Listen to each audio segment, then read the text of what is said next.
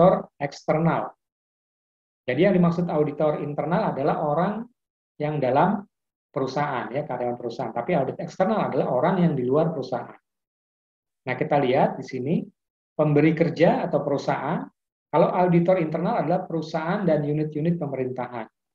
Kalau audit eksternal adalah kantor akuntan publik. Jadi, auditor eksternal itu bekerjanya di kantor akuntan publik. Dia memberikan jasa audit kepada perusahaan-perusahaan, baik pemerintah maupun swasta. Kemudian organisasinya Institute of Internal Auditors atau IIA. Kemudian kalau audit eksternal itu biasanya pakai American Institute of Certified Public Accountant, ICPA, AICPA. Kemudian gelar sertifikasinya Certified Internal Auditors. Jadi gelarnya di belakangnya CIA atau Certified Public Accounting, CPA. Ya, kalau teman-teman mendapatkan seorang dengan gelar CI atau CPA di belakangnya, misalnya Agung Hardi, SE, CA, dan CPA, itu artinya dia Certified Audit, walaupun itu bukan pendidikan resmi. Kemudian lisensi untuk praktek tidak perlu. Kalau dokter kan perlu lisensi, pengacara perlu, tapi kalau ini tidak perlu, yang penting bisa bekerja. Tanggung jawab utama kepada Dewan Komisaris, kalau ini kepada pihak ketiga, ya. Kalau internal yang tadi saya sampaikan supaya dia independen, paling tidak dia tanggung jawabnya minimal ke direktur utama, atau lebih kredibel lagi kalau dia langsung ke Dewan Komisaris. Jadi kalau di Dewan Komisaris itu ada namanya komite audit. Nah, di sanalah mereka akan memeriksa manajemen, mulai dari direktur utama sampai dengan staf yang terbawah.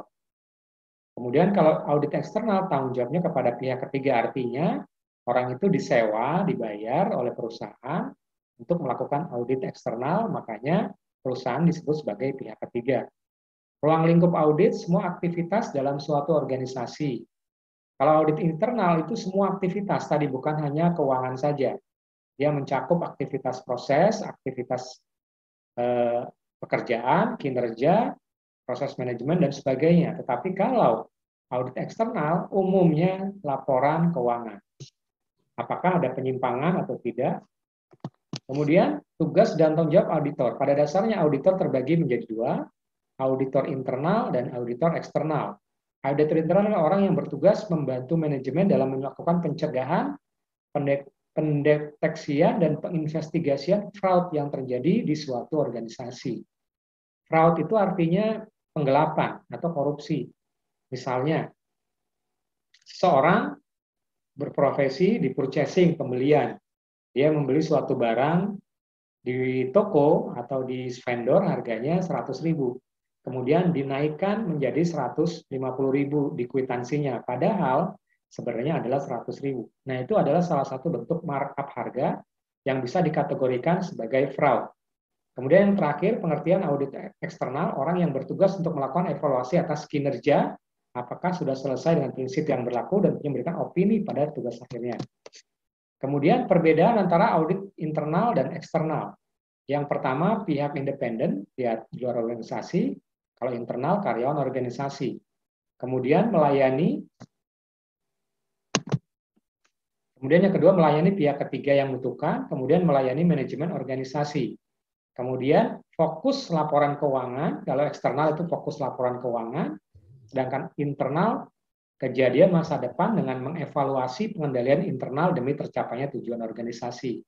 Kemudian eksternal biasanya kecurangan yang bukan menjadi perhatian utama, tetapi ditandai adanya salah saji dalam laporan keuangan.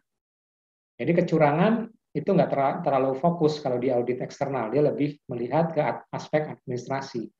Tapi kalau audit internal, kecurangan atau fraud dalam setiap aktivitas menjadi perhatian utama. Itu perbedaannya ya. Kemudian berikutnya adalah independen antara manajemen dan pemegang saham, independen dalam proses audit.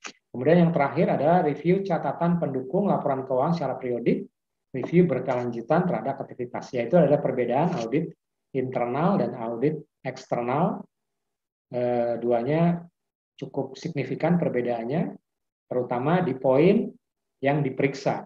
Kalau audit eksternal lebih ke laporan keuangan.